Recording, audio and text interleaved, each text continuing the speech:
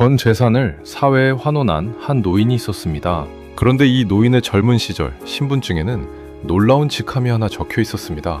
바로 미군 특수공작원, 대기업 회장이자 존경받는 사업가였던 그가 어째서 목숨을 걸고 적진에 침투하는 비밀 요원이 되었을까요? 오늘은 유한양행의 차업자 유일한 박사의 진짜 인생 이야기를 들려드리겠습니다. 1895년 평양의 한 가난한 집안에서 태어난 9살 소년이 있었습니다. 아버지는 이 어린 아들의 손에 단돈 $50를 쥐어주고 홀로 미국행 배에 태웠습니다.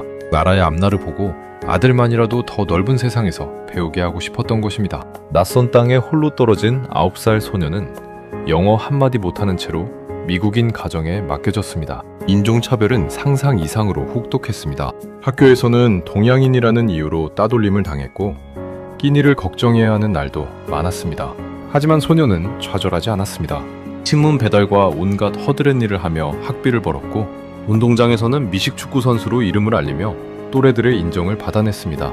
결국 그는 미시간 대학교에 진학해 경영학을 공부하는 데 성공합니다. 대학을 졸업할 무렵 그는 인생을 바꿀 사업 아이템 하나를 발견합니다. 바로 한국인들에게는 익숙하지만 미국인들은 본 적도 없는 채소, 숙주나물이었습니다. 문제는 숙주나물이 너무 쉽게 상한다는 것이었습니다. 그는 이 숙주나물을 통조림으로 만드는 기술을 개발했습니다. 신선하고 이국적인 이 통조림 채소는 미국 전역에서 폭발적인 반응을 얻었습니다. 그가 세운 라추이 식품회사는 순식간에 미국 동양식품 시장을 장악했고 그는 25의 나이에 백만장자 반열에 오릅니다. 부와 명예, 안정된 미국 생활까지 모든 것을 손에 넣은 청년 사업가. 하지만 그의 마음 한구석은 늘 편치 않았습니다. 고향 조선은 여전히 일제의 식민지 아래 신음하고 있었기 때문입니다. 결국 그는 모두가 만류하던 결정을 내립니다. 미국에서 이룬 모든 것을 뒤로하고 식민지 조선으로 돌아가기로 한 것입니다. 1926년 그는 서울에 유한양행을 설립합니다. 당시 조선인들은 값비싼 수입약을 살 여유가 없어 병을 앓다가 목숨을 잃는 경우가 허다했습니다. 그는 값싸고 질 좋은 의약품을 조선 땅에 공급하겠다는 목표로 회사를 키워나갔습니다. 그렇게 탄생한 대표 상품이 바로 지금까지도 사랑받는 안티프라민이었습니다. 유한양행은 빠르게 성장했고 그는 존경받는 기업인이자 자산가로 자리 잡았습니다. 그런데 1945년 그의 인생에서 가장 놀라운 반전이 일어납니다. 이미 50살 안정된 삶과 회사를 가진 그가 갑자기 자원한 것입니다. 그것도 목숨을 걸어야 하는 특수 임무의 말입니다. 미국 정보기관 OSS는 태평양 전쟁 막바지 국내로 요원을 침투시켜 일본군의 후방을 교란하는 내포 프로젝트를 추진하고 있었습니다. 조선어와 영어에 능통하고 조선의 지리를 잘 아는 인물이 필요했던 것입니다. 유일한은 주저없이 손을 들었습니다. 50살의 그는 젊은 훈련생들 사이에서 낙하산 강화와 포파, 무선통신 등 혹독한 특수훈련을 받았습니다.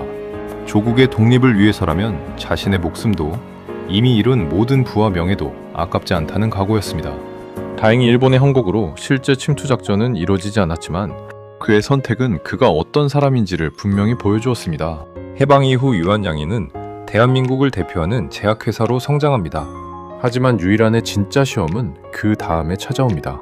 독재 정권 시절 많은 기업들이 정치 자금을 상납하며 세무조사를 피해가던 시대였습니다. 유일한은 정치 자금 요구를 거절했습니다. 괘씸죄에 걸린 유한양행에는 살벌한 세무조사가 들이닥쳤습니다. 조사관들은 며칠 밤낮으로 장부를 샅샅이 뒤졌습니다.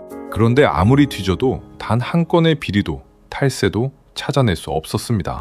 오히려 조사관들이 혀를 내두를 정도로 완벽하게 정직한 회계였습니다. 결국 정부는 유한양행의 모범 납세자 표창을 수여할 수밖에 없었습니다.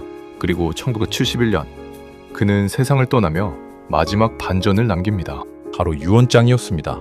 그는 아들에게 회사 경영권을 물려주지 않았습니다. 대신 전문 경영인 체제를 도입하라고 지시했습니다. 딸에게는 학업을 마칠 등록금만을 남겼습니다. 손녀에게는 대학 졸업까지의 학비만 남겼습니다. 그리고 자신이 평생 일군 회사의 주식과 전 재산은 단 한 주도, 단 한 푼도 자녀에게 남기지 않고 고스란히 사회와 교육재단에 환원했습니다. 자녀에게는 그저 이런 말을 남겼습니다. 스스로의 힘으로 살아가라. 미국에서 백만장자로 살 수 있었던 소년은 조국을 위해 모든 것을 걸었고 마지막 순간까지 자신이 아닌 사회를 위해 재산을 내놓았습니다. 그리고 오늘날 우리는 그가 남긴 유한양행과 유한학원이라는 유산을 함께 누리고 있습니다. 노블레스 오블리주라는 말이 있습니다. 가진 자의 도덕적 책임이라는 뜻입니다. 유일한 박사의 삶은 이 한 문장을 온몸으로 증명한 인생이었습니다. 그가 남긴 것은 회사가 아니라 어떻게 살아야 하는가에 대한 질문이었습니다. 오늘 준비한 스토리는 여기까지입니다. 진정한 삶의 가치를 생각해보는 시간이 되셨길 바라며, 지금까지 영상이 가슴에 와닿으셨다면 구독과 알림 설정으로 더 많은 감동적인 이야기를 만나보세요. 감사합니다.